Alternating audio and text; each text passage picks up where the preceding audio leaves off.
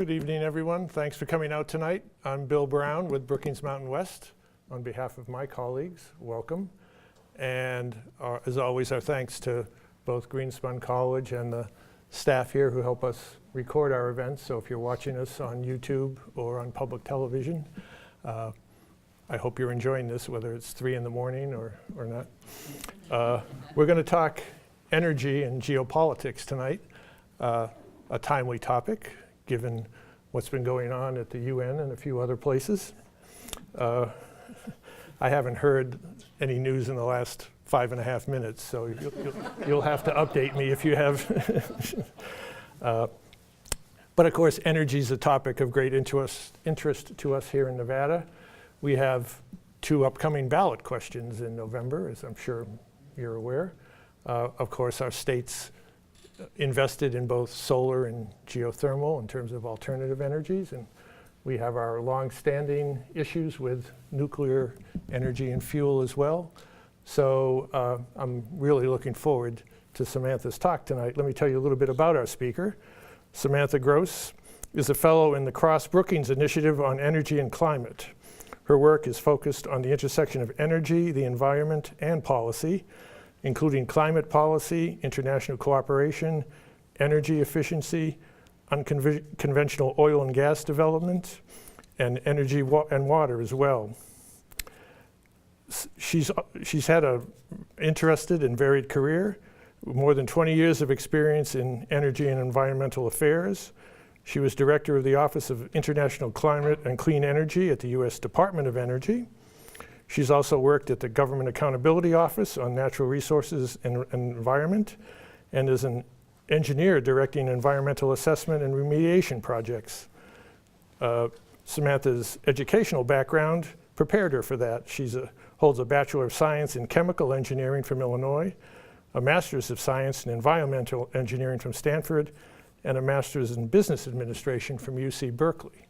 So she's more than well qualified to speak on this topic tonight. So please join me in welcoming Samantha Gross.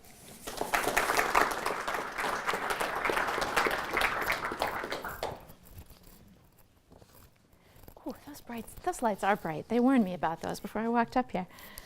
So I want to thank Bill for his kind introduction, and I want to thank all of you for coming out here this evening. So I want to spend my time up here talking about oil and gas in particular, and the changes that we're seeing today in oil and gas and how they're playing out in global politics and in economics. So tonight we'll go on a tour of the changing energy world. We'll start right here in the United States. Oh, that's better. Should I go back for the film, actually? We're good. Okay, sorry about that. So we'll go on a tour of the changing energy world, starting right here in the United States, where growing oil and gas production is changing energy markets. From there, we'll move on to how this new supply changes the story in energy-consuming countries in Europe and in Asia. And we'll finish our world tour in the Middle East, where growing oil and gas supply from other sources, combined with a coming peak in demand, are forcing a rethink in these oil-dominated economies. You have almost certainly heard about the oil and gas boom here in the United States. President Trump has talked about energy dominance and about oil and gas as a driver for economic growth and for exports. I have some real reservations with the term dominance, and we'll talk about that a little bit later. But there's no question that these events have changed the world of oil and gas. Before the early 2000s, oil and gas production in the US had been declining for years. US oil production peaked during the 1970s, and this decline was expected to continue. Oil imports were expected to keep on growing, and companies planned to build import terminals for liquefied natural gas, or LNG, getting prepared for the day when our own natural gas production couldn't meet demand. But then an important change happened, thanks to some optimistic engineers who combined existing technologies in new ways. They combined horizontal drilling and hydraulic fracturing to produce oil and gas from formations that geologists had known about for years, but the engineers had never quite figured out how to produce oil and gas from them economically. As they figured out how to make these new technologies work, oil and gas production in the United States took off, beginning in around 2005 for natural gas and around 2010 for oil. The change in oil production was particularly extreme. It increased by 2/3 from 2011 to 2015. The story of natural gas was slightly less dramatic, but still impressive. Production increased nearly 40% between 2007 and 2017. The United States reached an incredible benchmark last month when we passed Russia to become the world's largest oil producer. US oil demand is still so large that we're a significant net oil importer still, but we're importing a lot less than we did in years past. And we even export oil today, generally exporting crude oil that doesn't fit our refinery system very well, and importing oil that does. 10 years ago, okay, let's try that again. 10 years ago, the idea of the US as an oil exporting nation was just completely absurd. In fact, it was even illegal. Congress lifted a ban on US oil exports at the end of 2015. We've also become an exporter of natural gas. We produce more than we need, and we export natural gas through pipelines, particularly to Mexico, and in liquefied form to Latin America, to Europe, and to Asia. This new method of extracting oil and gas has completely changed the US industry, and it won't just stay here. Oil and gas resources that can be produced this way exist in many parts of the world. The revolution is not winding down. It's actually gearing up, and it's now moving to places like China and Argentina. This unexpected and growing oil and gas supply has changed the way that policymakers around the world think about these resources. So during my first go-around in the US government, beginning in 2002, peak oil meant peak supply. There was great concern at that time that the world was running out of oil, or at least running out of inexpensive oil. Engineers like myself were always somewhat skeptical of this argument. We're an optimistic bunch, and we generally believe that new technology will deliver new breakthroughs. But the view that oil supply was reaching a peak was very prevalent in the early 2000s and mid-2000s. At that time, I led several discussions about US energy security that got completely hijacked by the idea of peak oil. We weren't even able to get to the kinds of things that we really wanted to talk about, because those who believed in peak oil completely dominated the conversation. What a difference a few years can make. The fundamental shift I'm talking about tonight is really a change from an attitude of energy scarcity to one of energy abundance. There's now general recognition that the oil age won't end because we run out of oil. And this has important global consequences. Climate activists are now focused on the idea of stranded fossil fuel assets or of unburnable carbon. And this view is just diametrically opposed to the ideas of peak fossil oil that we talked about just a few years ago. In fact, today's focus is on peak oil demand, not peak oil supply. It's become sort of a game among energy economists to try to guess when oil demand will peak. You see estimates from as soon as the mid-2020s to those that go out past 2040.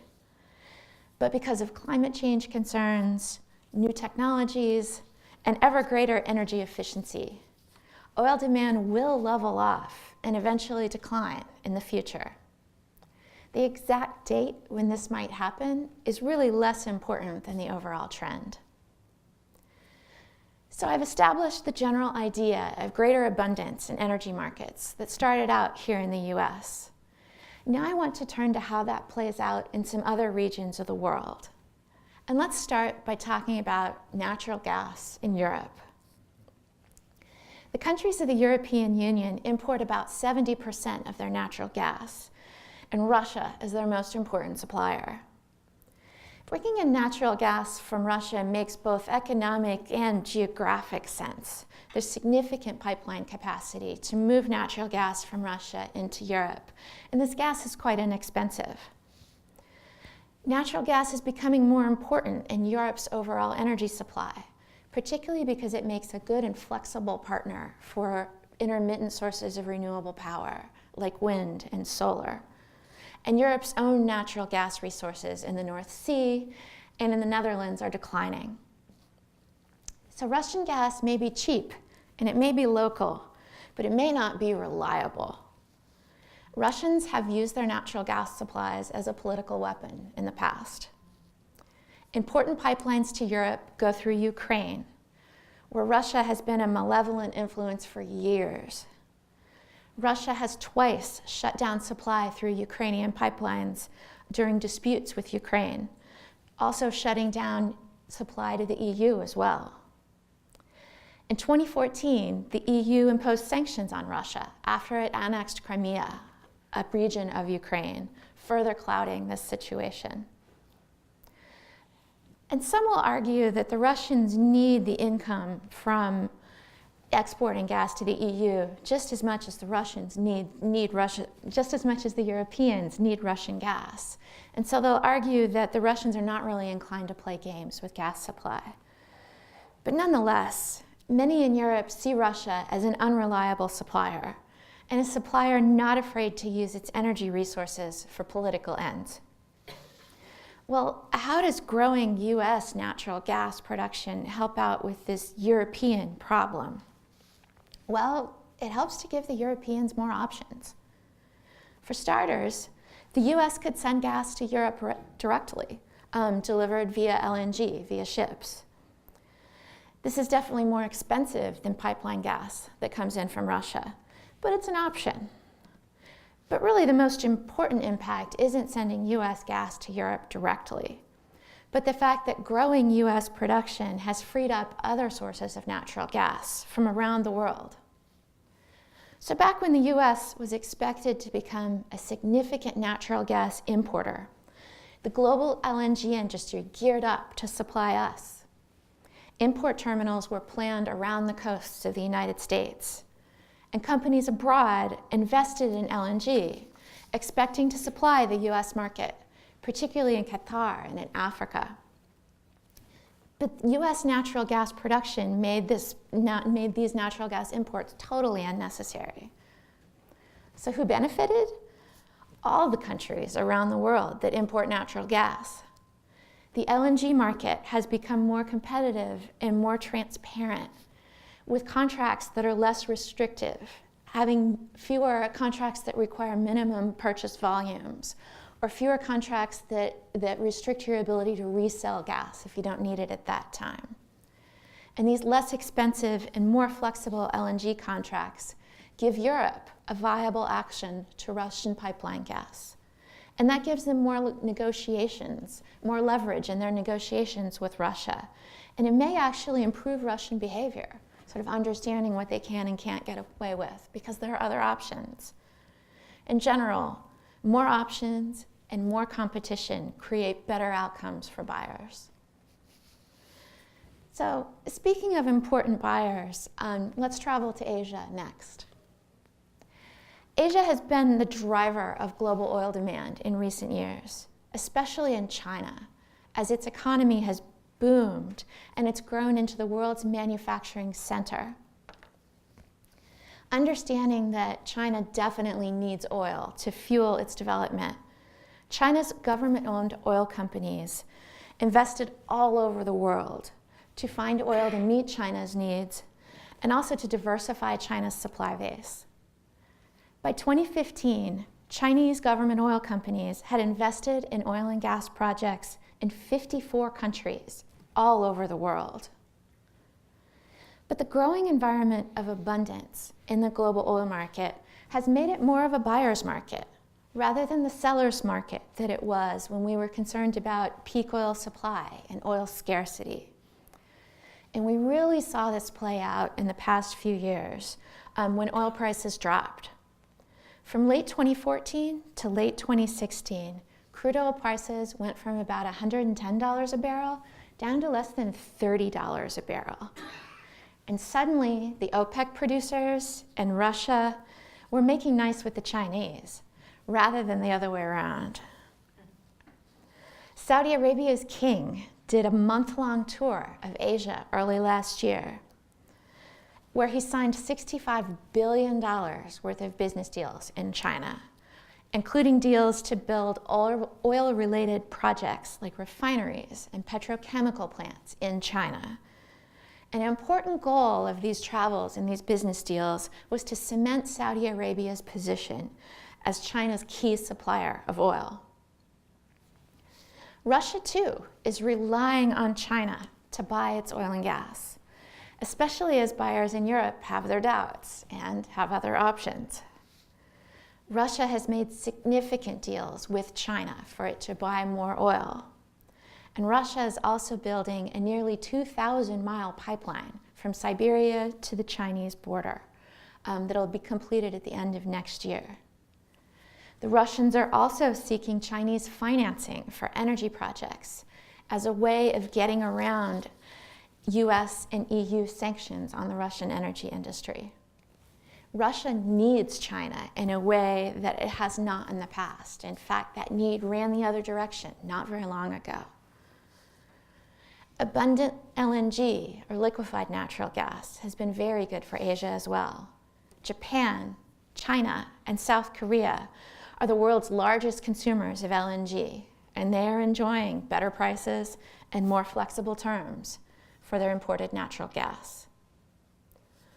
So all in all, countries in Asia that rely on oil and gas imports to fuel their growth are more in the driver's seat than they have been in the past. And large oil producers like Saudi Arabia and Russia are coming to them to make sure that they can be their suppliers of choice. And this is an important change and a complete flip from not very long ago. So as the last stop on our world tour, let's pay a visit to the Middle East. The consequences of the new energy abundance that I've been talking about have been overwhelmingly positive in the United States, in Europe, and in Asia, because these countries are by and large energy importers, and also because they have very large, very diverse economies. But the oil and gas producing countries of the Persian Gulf region are different. The economies of the Gulf region are focused on oil and gas. In fact, their economies are really set up to distribute oil and gas wealth to their citizens.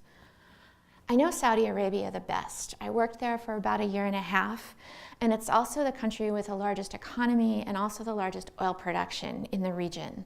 So I'll use Saudi Arabia as my example of how economies in that region work and how they need to change in this new global environment. So the government is absolutely central to the economy in Saudi Arabia and also to citizens' lives.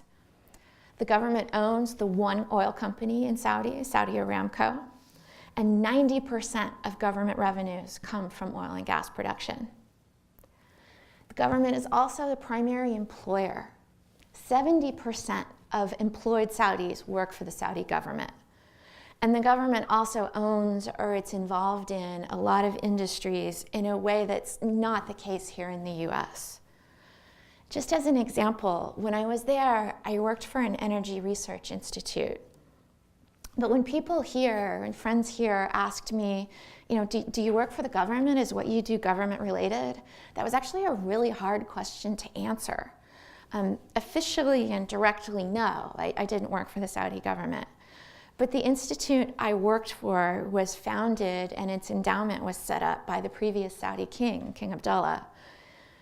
And the Minister of Energy had an office in our building and a very fancy house on our compound. So was that a government job or not? There's not the division there that there is here. You can't pull things apart that way. Everything that happens in Saudi Arabia is connected to the government. But this situation can't go on forever. The Saudi population is growing, and it's very young. More than 2/3 of the population there is under 30. About 250,000 young Saudis enter the market every year. And finding jobs for them in this government-dominated system is becoming a challenge. At the same time, the 2-year plunge in oil prices that I talked about a minute ago, and the idea that peak demand is coming eventually, it's really demonstrating that they need to diversify their economy. The government can no longer count on oil revenues to do everything, to support the entire economy and to employ this growing young population. But it's really hard to completely change the nature of your economy from one that's designed with distribution in mind, to take oil revenues and distribute them to your citizens, to an economy that encourages innovation and diversified economic growth. These countries realize that this is a challenge, and they're trying to change. For instance, Saudi Arabia has a Vision 2030 plan that encourages the development of high-tech industries and finance industries, along with providing a slightly more liberal environment in an attempt to attract business and to keep its brightest citizens within the kingdom and spending money within the kingdom. Recent news you've heard about the Saudis allowing women to drive, or for the first time in years, allowing movie theaters or music concerts is part of this change. The Gulf countries have also agreed to implement a value-added tax to generate more revenues. And they're also increasing prices for gasoline, electricity, and water. But these reforms are happening slowly, and they're very unpopular. You see a couple steps forward and then one back. You think we get angry here when our gasoline prices go up? The Saudis genuinely see cheap gasoline as their birthright. And when prices went up from very low levels to slightly high levels, it was ugly. But beyond investing in a few industries and providing some basic social and tax reform, Saudi Arabia and the other countries in the region really need to change the fundamental relationships that their governments have with their citizens. Cushy, secure government jobs are the goal of the majority of young people, and that's how they've seen their fathers and their fathers' fathers work. But these citizens need to see rewards in more dynamic and yet more risky careers in private sector. The education system there needs to focus on the needs of private sector employers. A common complaint is that graduates of local high schools and universities don't have the skills that these employers are looking for. As the government has required more locals to work in different industries, there's been a real backlash. In fact, there's even been times when they've paid local residents to stay home. And I don't say this to insult the Saudis or anything else.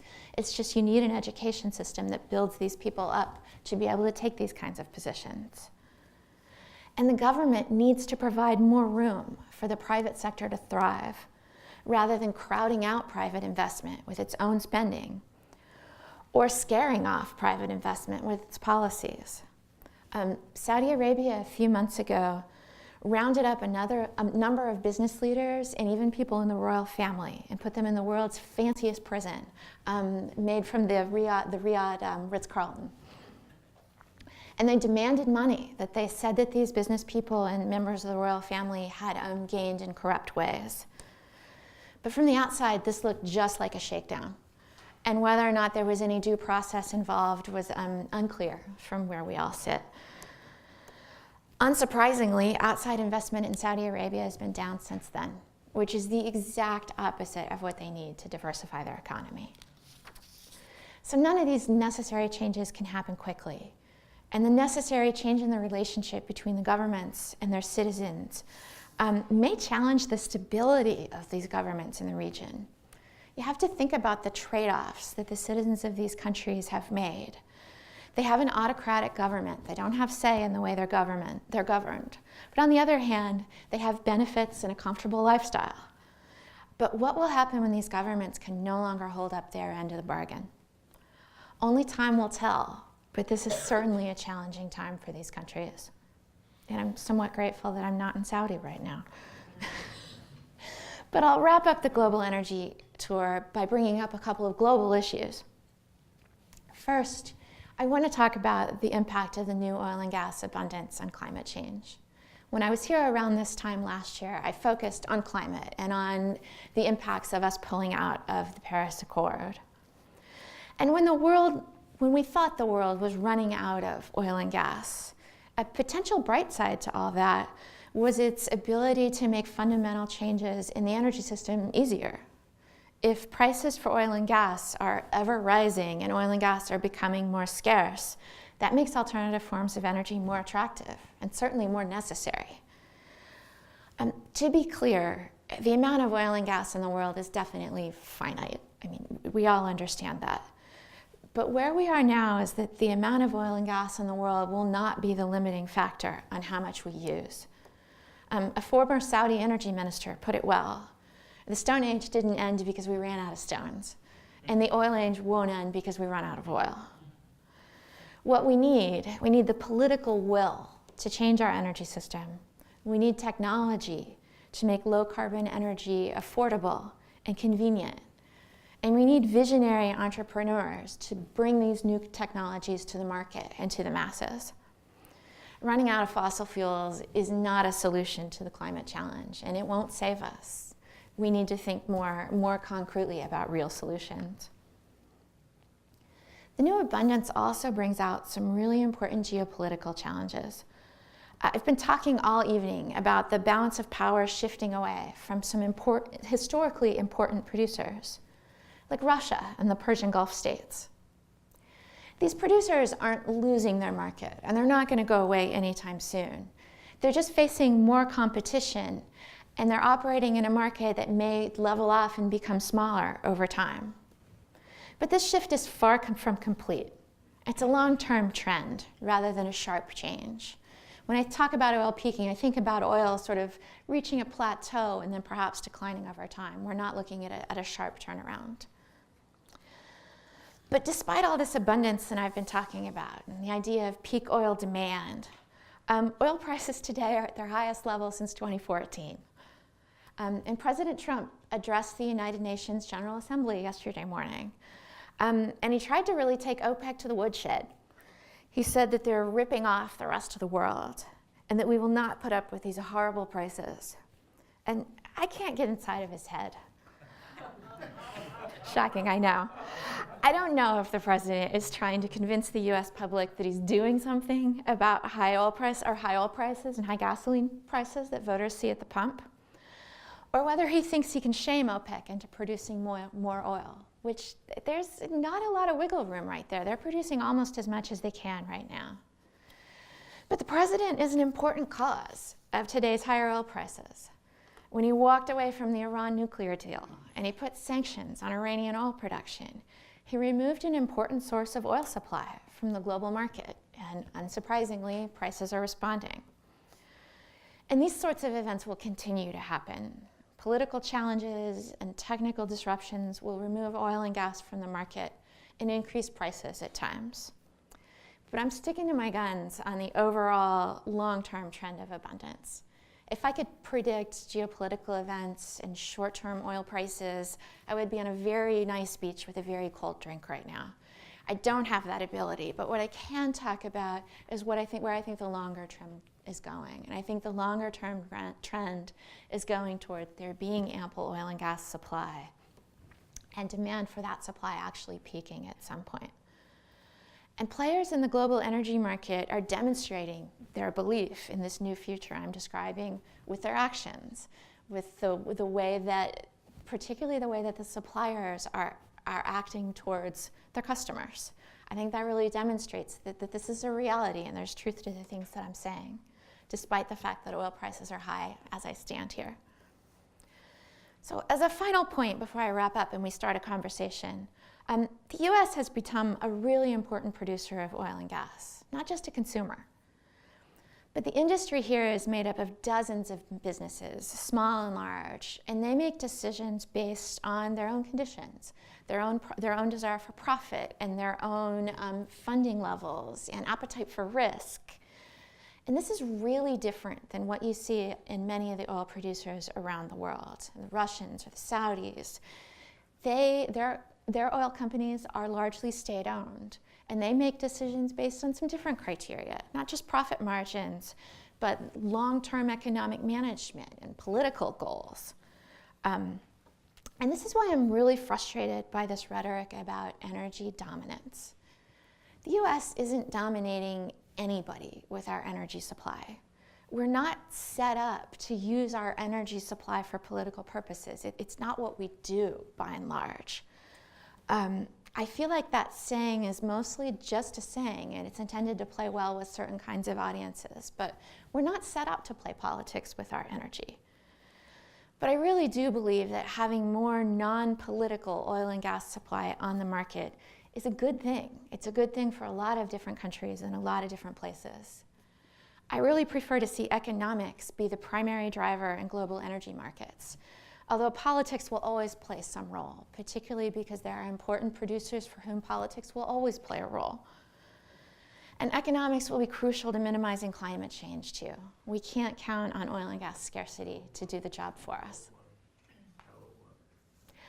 So I want to thank you all for your kind attention, and I look forward to your questions. I've gone a little short on my time, but part of that is because this conversation could go in a million different directions.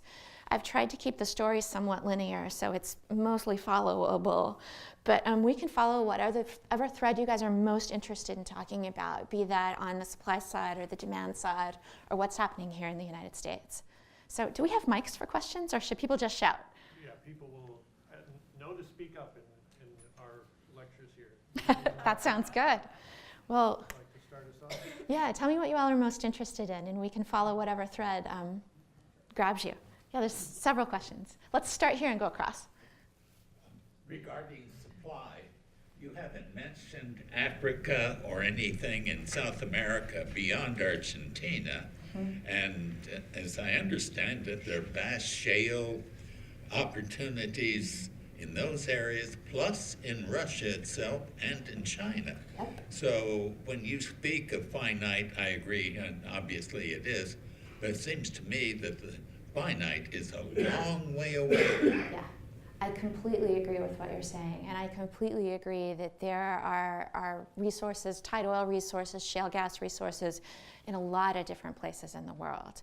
And when we speak of finite, the world is a finite system, but oil and gas are not really finite in an economic sense. There's sort of a difference between an absolute finite level and the level that we can actually produce. We'll run into problems with climate change way before we run out of oil and gas.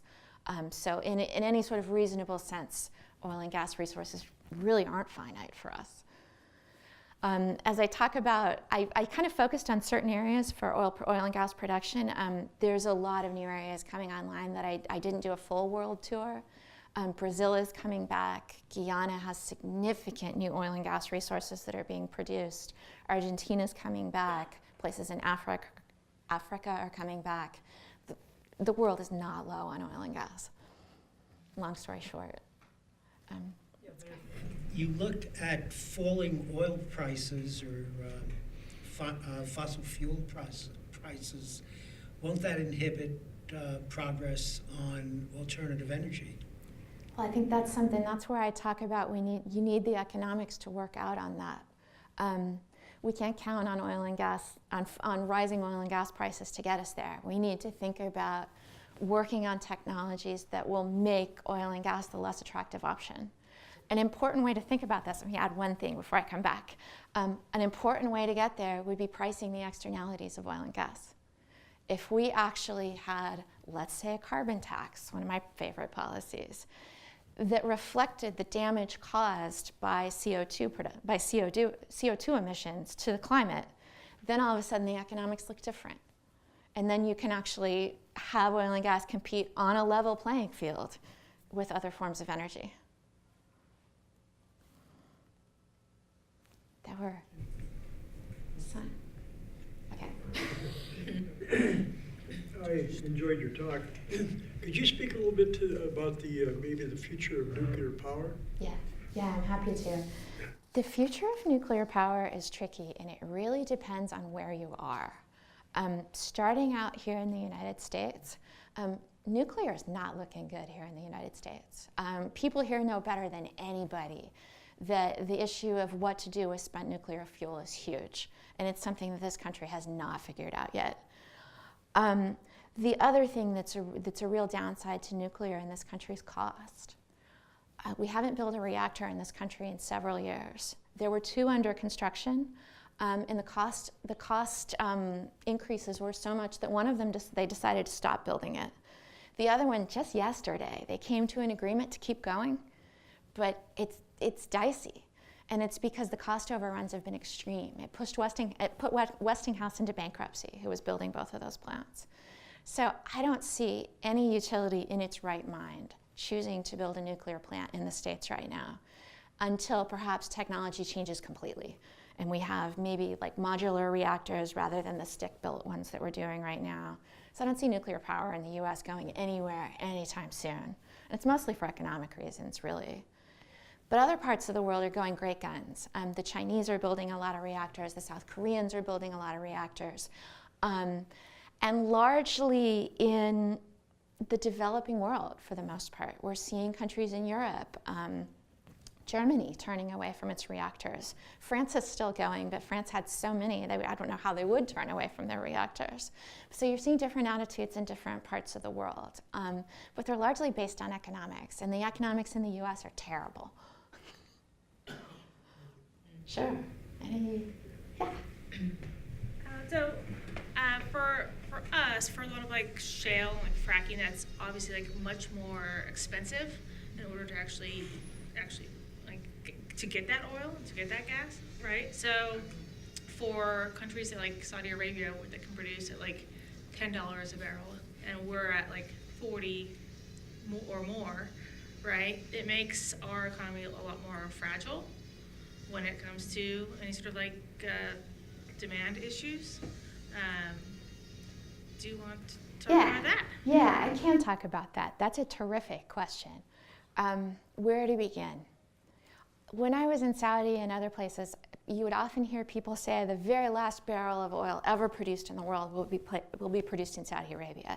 And I agree, by and large, because it is so cheap to get oil out of the ground there. How much it actually costs to produce oil there is kind of a state secret, but it's probably less than $10 a barrel. I'd be willing to put a bet on that, this being Vegas. But, and then, the supply curve goes up from there with various resources at various costs. A little story, when oil prices dropped so much from 2014 to 2016, OPEC didn't respond. Particularly the Saudis said, fine, we're just gonna keep on pumping oil. And a lot of people were like, why? I didn't believe this at first, but I've since gone back and talked to people in the region, and I believe it now. They wanted to push the US producers out of business. They thought if they kept prices low enough for long enough that the US industry would just fold up and go home, that they wouldn't be able to produce at those levels, and that they could push that competition out of business. And that didn't work. And the reason why is that they have engineers. I'm an engineer, I can cheer for the engineers.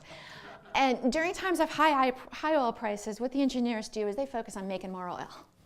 During times of low oil prices, they don't take their ball and go home. What they focus on is making oil more cheaply. And so all those engineers kept on working, and the price came down and down and down. So between getting more efficient at producing oil and gas, and also during that time only drilling in the very sweetest of the sweet spots, because those were the spots where they could make money, the industry continued on. A lot of people went out of business during that time. The weaker operators went out of business, but stronger operators bought the assets, and they kept on going. So they thought they were going to push us out of business, and it didn't work. That's one answer to your question. Another more long-term answer to your question is it may be dirt cheap to produce oil in countries like Saudi Arabia, but for the reasons I talked about, the actual price of lifting oil out of the ground is not really their break-even price. You want to think about their break-even price in terms of what I'll call a fiscal break-even price. And that is not what it costs to lift oil out of the ground, but what it costs to balance their government budget. And that price is a lot higher than $10 a barrel. It in Saudi Arabia is on the order of $80 a barrel-ish right now. Other countries are even higher, some are lower. It's quite high in Russia as well, because their economies are built around oil and gas revenue. And so you would think that they would be fine as oil prices dropped, but actually they hurt terribly as oil prices dropped because their economies are built on, counting on these very high oil and gas revenues. So when I talk about the reform, they're doing it not just because they feel like demand is going to drop or they have more competition. Those are both true. But they're also doing it because they feel like in this new world, they need to lower that fiscal break-even cost so they can compete. Because even though they're producing oil amazingly cheaply, their real break-even cost is something very different. And so that's a real driver for change. And I was actually in the Middle East the week before last and spent a lot of time talking to people, and they're fully aware of this. They're just trying to figure out how to do it. And I'm actually working with a colleague in Doha on this very question, talking about the economic drivers and the political drivers and how to bring about change in the region. So I could talk about this all day. It's a fun and super interesting topic. So we had other... There's a lot of headline news about the difficulties in Venezuela. Other than to the Venezuelans, how significant is their oil difficulties there to our hemisphere or anyone else? That's a great question. I'm going to start out by saying I feel horrendously for the Venezuelans. Talk about messing up a perfectly good economy. What's happened there is heartbreaking. And a reporter asked me yesterday, she said, oil prices are going to go up. Will this help Venezuela? And I had to tell her no. Because I think their production is so far gone and they're so sliding down such a steep slope that I don't think rising oil prices today can help them. So I feel horribly for the Venezuelans. I spent time in Colombia this summer, and there's a ton of Venezuelan refugees there because people are leaving the country because they can't afford to live there. But apart from the horrible situation the Venezuelans in, it does affect oil prices globally and particularly in this hemisphere. Not to get too far into the weeds, but refineries on the US Gulf Coast, Texas, Louisiana, that area, are largely set up to run heavy oil. A lot of that oil comes from Venezuela, it comes from Mexico. So as the supply from Venezuela has declined, it's been harder to find oil that's a good fit for those refineries. When I said we export some and import some, that's kind of what I mean. We export stuff that's not a good fit, and we bring in this heavy oil that is a good fit for our refineries. And so that's been hard. It's changed the market for that particular kind of oil that the US is really good at refining. The other thing it is it's part of the general downward trend. You see Iranian oil coming off the market. You see Venezuelan oil declining. A couple other hot spots. Libya has been a little rough lately. And as those geopolitical problems, they're challenging for oil markets. There's oil in the world, and there are people who know how to produce it, but at any given point in time, geopolitical events may be a little challenging, and Venezuela is adding to the challenge right now. How about Nigeria? Same. Nigeria is another heartbreaking place. Tremendous oil production, great resources, none of it filters down to the Nigerian people. And so you see a lot of oil theft. You see a lot of environmental damage from oil theft and people running, I can't even call them refineries. They're barely even stills, but they're incredibly polluting. Some really sad things with some poorly managed resources that aren't helping the local people. Sure. Yeah, see. Okay. Oh yeah, I think 2 years ago actually UNLV had some photographs from a journalist or an artist who went out to Nigeria and also took photographs of the oil spill. Yeah, I've seen them. They'll steal oil out of pipelines and refine it. It's a strong word for what they're doing, but into fuel that can be used, and then just everything that doesn't turn into diesel or gasoline just goes into the river. It's heartbreaking. And I mean, a number of things are probably behind it, but an important driver of that is that the local people are not getting the benefits of that resource. It breaks my heart, but there, we'll come back. So you mentioned before you were a strong proponent of the carbon tax. Could you go into a little bit about what you'd like to see with that? Yeah. So the idea behind, so let's think about a couple of different ways of reducing greenhouse gas emissions in an economy. You can price carbon. You can put a tax on it, or you can do a cap and trade. And the idea behind that is to let that price look for the cheapest emissions in your economy. You know, if you price it, people will figure out the cheapest way. Another way to go about it is regulation. You can say, this has to be this efficient, and you can't do that, and you have to do that, and you can be very specific about different processes in your economy, and you can put regulations on it. This is a real challenge. You see a lot of regulation. You see a lot of regulation that the Obama administration attempted to do. But what you're seeing now with President Trump demonstrates one problem with doing it through regulation, and that is President Obama was using the statutes that he had, things like the Clean Air Act, and looking for authorities under those to do things he wanted to do on a regulatory basis, not through Congress doing something new. The challenge with that is that the next administration could undo it. Things you do through executive order, you just have another executive order and it's gone. Things you do through regulation are a little harder to get rid of. You have to go through the same regulatory process to take it away that you did to put it on, but it's still doable. So that's a challenge with regulation under existing statutes, is it's more undoable. A carbon tax would require new legislation, which is really hard to do right now, but on the other hand, it would be done. The other thing that I like about a carbon tax, but it's something that makes it politically challenging, is that it's clear what it costs. If you have $50 a ton carbon tax, it costs $50 a ton. It's very transparent. You know, and you know, and you know what it costs to emit a ton of carbon. The regulatory approach hides the costs.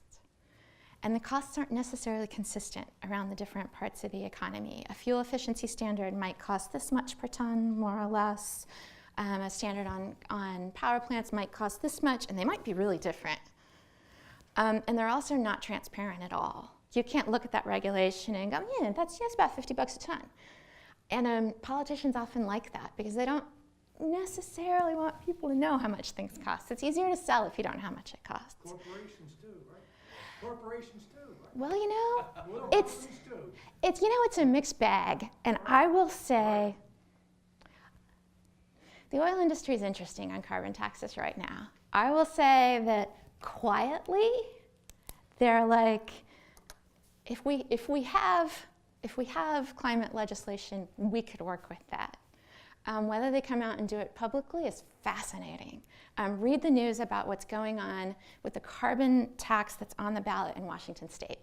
And some companies have come out in favor of it, some are quietly not saying anything. It's fascinating.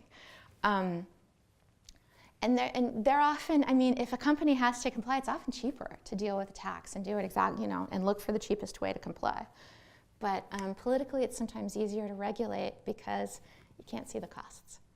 And people walking down the street can say, oh, the power company has to comply with that. They're going to pay. So, well, we're the power company.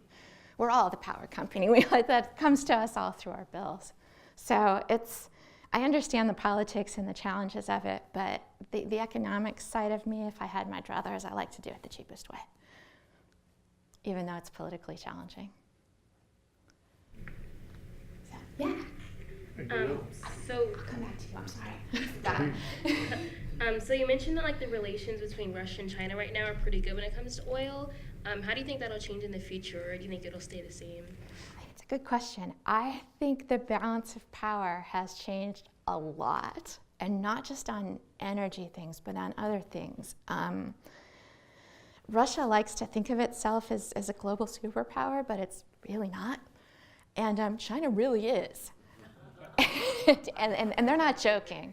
And so I think the Russians realize this, and it's not just in energy relations. I suspect that they'll get along for a while because they have to. The other thing is you see a lot of the sanctions that the EU and the US and others have put on Russia because of its bad behavior in various places. And the Chinese are just not really into that. It's not their thing. They don't do a lot of sanctions, and they're happy to work around our sanctions, particularly if there's money in it, if there's energy supply in it. And so the Russians see the Chinese as a potential partner, a source of financing, somebody they can work with when others don't want to work with them. And so my gut feeling is that that'll go on for a while just because there's something in it for each of them. They're each getting something that they need and want out of it. So I could see that lasting a while. They may not agree politically on everything, but they might be happy to do business behind the scenes because it makes sense. Back to you. There Sorry, I was missed just a you. big article on the attempts to overcome methane loss in production. Is that going to be a big thing, or is it just something that somebody happened to get wind of? Yeah. Okay, where to begin with that? Methane. So methane is the primary component of natural gas. Natural gas, by and large, is methane. And so when you have methane releases from anywhere from like at a production well to the pipeline that goes to your house, anywhere, like when methane leaks, they're losing their actual product. Methane is also a really strong greenhouse gas. It doesn't last in the atmosphere quite as long as CO2 does, but like during the early days, it's almost it's 100 or 50. Anyway, it's orders of magnitude more strong than CO2 is as a greenhouse gas. So it's really important. A little methane makes a big difference. I'm really disappointed in the administration for pulling back on methane regulations. I think it's an absolute no-brainer to minimize methane regulations. It's to minimize methane releases. It's not just about the climate impact. You're also saving product that you can sell. But the thing that's interesting about this one is that the industry is kind of split on it as well. The industry never loves being regulated. They'd always like to do their own thing. But it doesn't necessarily mean that they'll do the wrong thing. And certain of the large producers have come together and have made announcements, even just in the last week or so, about their own goals to minimize their methane emissions. And I mean, it's somewhat self-serving. Everything's kind of self-serving. I mean, they understand that methane's a serious greenhouse gas and that people care that they do this right. The challenging thing is that some of the smaller operators, some of the operators that have less of a profit margin to play with, it's more of a challenge for them to comply. And the reason why I think you need these regulations, even though some of the larger operators are largely moving in that direction anyway, is that you need a floor. If you can't make money minimizing your methane emissions, then maybe you need to find a new line of business. And so it's not that everyone's going to not comply and this is going to be a total disaster, but it's if you can't do this business right, if you can't look for fugitive emissions and fix them, and using pneumatics in your wells that don't release a lot of methane, like if you can't do these things and profitably, then you really shouldn't be in this business. And so that's my opinion of it. I'm really disappointed. This seemed like a no-brainer, and they got rid of it anyway. Yeah, so my question has to do with your peak demand comments. And when I look, and I guess I don't fully understand what the issues in your thinking is, because when I look at this, I look at exponential growth of human population and the linked energy needs for that population growth. So why do you predict a peak demand point in the future? Well, think about the quickest way to say this. When you look at how economies have matured, oil and gas demand has already peaked in many of the OECD economies. You're actually seeing declining demand. You get to a point where it's saturated, and you also see people looking for more energy efficiency. You see technologies changing that are allowing those economies to be more efficient, and you see those economies becoming somewhat more service-oriented and less manufacturing-oriented, and so you see an overall decline in those economies. So what we're looking for is for other countries to follow that path where they peak and then go back down, where they've developed to the degree that they're going to develop and they get better. And interesting, in China's pledge for the Paris Climate Agreement, their primary pledge was based on them peaking their greenhouse gas emissions by a certain date. They still have a less growing population in China particularly, but they still have growing economy, but they want to peak their GHG emissions, and so you're seeing that in other places as well. It's also the reality that we need those to peak. We need those to peak in order to keep global climate change to a level that we can adapt to and deal with. And so when you think about a solution to global climate change, something you have to think about is we think about how we're going to change our lifestyles here. But there are 1 billion people in the world who don't have access to modern energy services. They don't have electricity, they don't.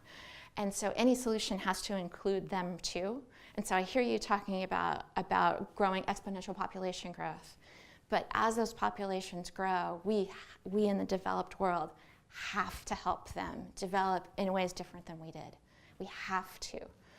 And you're seeing some leapfrogging. You're seeing in very rural areas people building solar grids with batteries instead of large coal-fired power plants with grids because it's cheaper and it works. And so part of this is a forecast that those technologies will take hold and it will get better.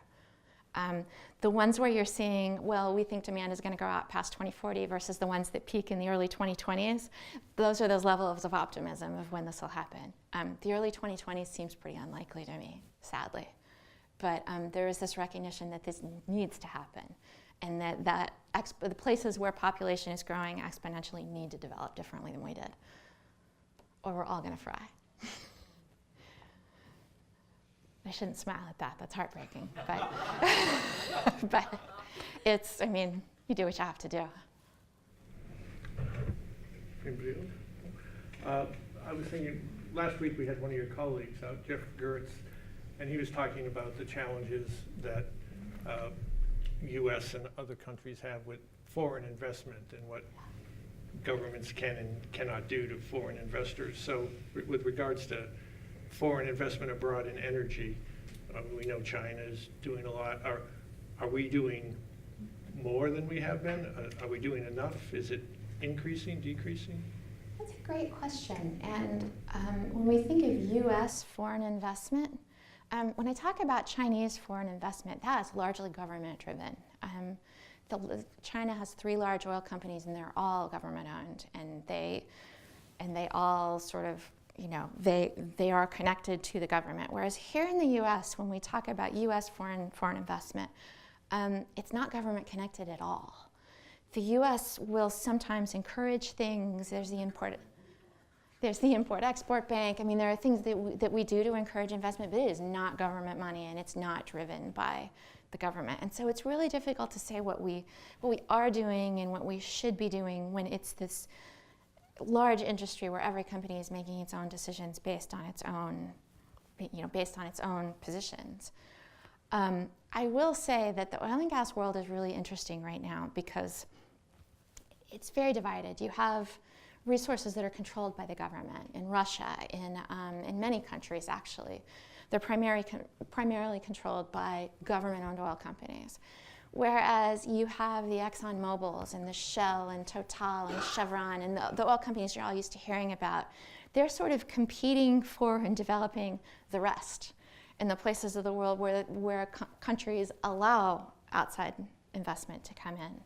And so it's interesting, a lot of the world's resources are actually tied up and owned by governments. And so the resources that these international investor-owned oil companies can go for are actually smaller than you might think. Don't want to miss anybody. Does anybody? Questions? Yeah, go ahead. Please. Real quick, as far as the large U.S. oil and gas companies go, if we get to our peak demand, and I know that they've been quietly investing in a lot of renewable technologies, what do you think is the end game for those companies? Do they completely take over the renewable space, or is it hard to say? It's hard to say. I mean, if you look at past transitions, the buggy manufacturers didn't take over car manufacturing. But on the other hand, I think that they have a little more expertise in the energy space. I think they're more similar, and they have more of a head start and more of a heads up that this is coming. It's fascinating. I don't know. I will say that you're seeing the big European oil companies like Shell, Statoil, Total, moving faster in that direction than you see the American companies, but they all see it coming and they're all making decisions in slightly different ways. So they'll sort themselves out, but how is a great question. I don't know. I just had, you mentioned in your presentation about, fundamental relationship needs to change between the government and people. But and as you mentioned, a lot of these places are, authoritarian governments where they haven't allowed sort of critical thinking and innovation. And so how do you see this looking in kind of the coming years? It's a great question. That is the exact question. I did a couple of meetings when I was in Doha a couple of weeks ago. One a very public setting like this with Q&A, and the other a much smaller, more private section. And in the private meeting, that was what we were talking about. Like, how does a government get legitimacy for the things it wants and maybe needs to do when it's not elected and it's actually not accountable to its people at all? And that, I think, is one of the fundamental questions, is how do you push change when you're not answering to voters and people really aren't bought in and they're actually kind of used to being taken care of and having a very different relationship. That is, if you have the answer to that question, come talk to me afterwards, because there are a lot of folks in that part of the world who would like to hear it. They're trying to figure that out themselves. We're at sort of the witching hour, so let me bring things to sort of an official close here. Thank you, Samantha, for covering so much geographic and energy territory. No problem. And thank you so much for the